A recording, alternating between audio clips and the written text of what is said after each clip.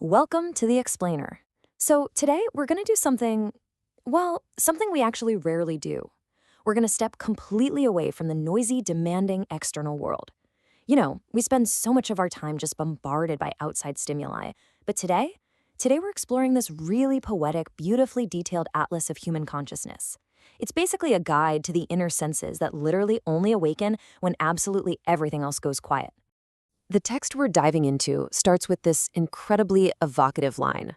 There is a palace in the sky. And, this palace isn't some physical place made of stone and glass, right? It's not literally floating up in the clouds. It's actually this stunning metaphor for a perfectly quiet mind.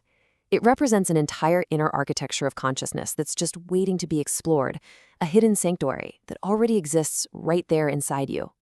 Okay, let's dive into this. What actually happens when you finally turn inward? Well, to answer that, the text takes us on this amazing guided architectural tour through the 5 doors of human consciousness.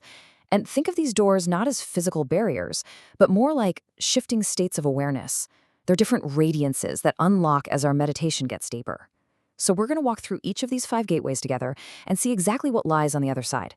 Right, so our journey begins at the first door, Ajna. The text calls this the luminous gate, representing the first radiance, which is the inner light. Ajna is essentially the threshold. It's where our attention fully shifts from looking out at the world to looking in at our own awareness. But what kind of light are we actually talking about here? Well, we're all pretty familiar with physical light, right? The kind you see with your eyes when you look at the sun or a flickering flame. But this inner light is entirely different. We're not talking about photons hitting a retina here. This is a light that rises, as the text so beautifully puts it, when the mind becomes still enough to remember its own face. It's an internal force field that awakens strictly during deep, deep meditation. And the text describes crossing this first threshold with such incredible energy. It says, "A sphere appears, a moon behind the forehead, a star that breathes, a force field that knows your name." Wow. This is the lamp the soul carries from life to life. It's this vivid, breathing light, just waiting patiently in the background of your awareness. Literally just waiting for the exact moment you finally turn inward and notice it.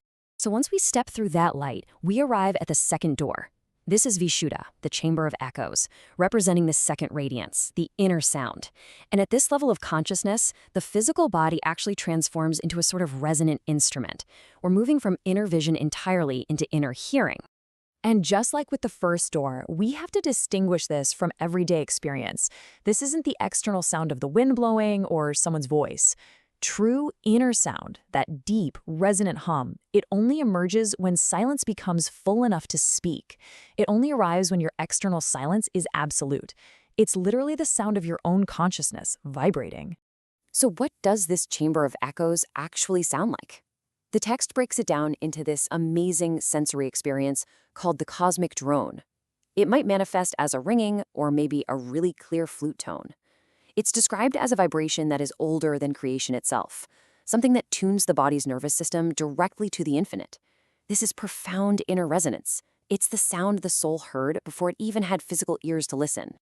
As that sound carries us deeper, we reach the third door, the Bindu crown.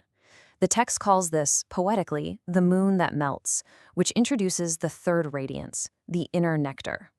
We're moving much higher up the architecture of the mind here, up into a space located completely above the traditional intellect. It is this pure, descending sweetness that just washes right over the meditator. And the text captures the emotional weight of this perfectly. It says, "This is the nectar the soul drinks to remember it never died." Just think about that for a second.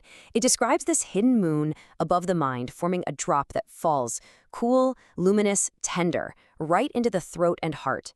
It's an actual physical sensation of deep spiritual peace rooting itself into the very core of your being.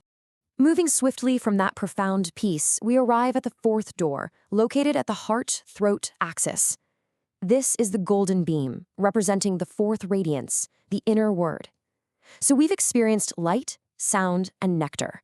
And now we arrive at the threshold of meaning itself, the exact place where the divine speaks in what the text calls an alphabet of light. Now, what's really interesting about this is how different it is from normal communication. Think about how we usually experience meaning, through words spoken out loud, actively thought, or consciously imagined, right? But the inner word is made of silent glyphs. It is meaning before language, instruction before thought. It's this phenomenon of profound knowing, arriving completely whole, perfect, and gentle in your mind, without needing a single spoken syllable. Okay, let's just pause for a second and map out this journey. We started at Ajna with the first radiance of light. Then we moved to Vishauda for sound, up to the Bindu crown for the third radiance, nectar, and then down to the heart-throat axis for the word. Having this organized atlas of these incredibly abstract spiritual concepts really grounds us before we cross the final threshold of this inward journey. And that brings us to the fifth and final door, Anahata, the throne of the indweller. This represents the fifth radiance, the inner presence. We've moved deep into the absolute center of the map now, located right inside the chest.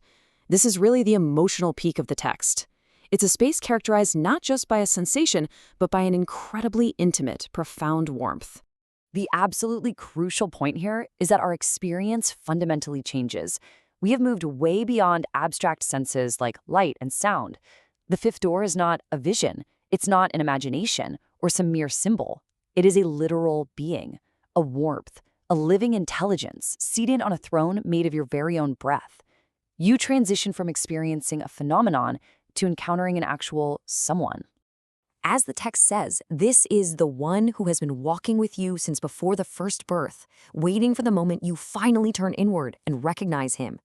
This is the beloved who lives inside your chest. It's a gentle reminder that this profound presence, this quiet intelligence, has actually been with you all along.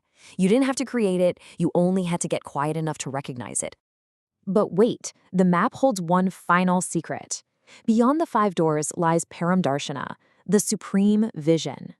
This is the palace beyond the palace, representing the fivefold union. This is what happens when we enter this single room made of absolutely everything.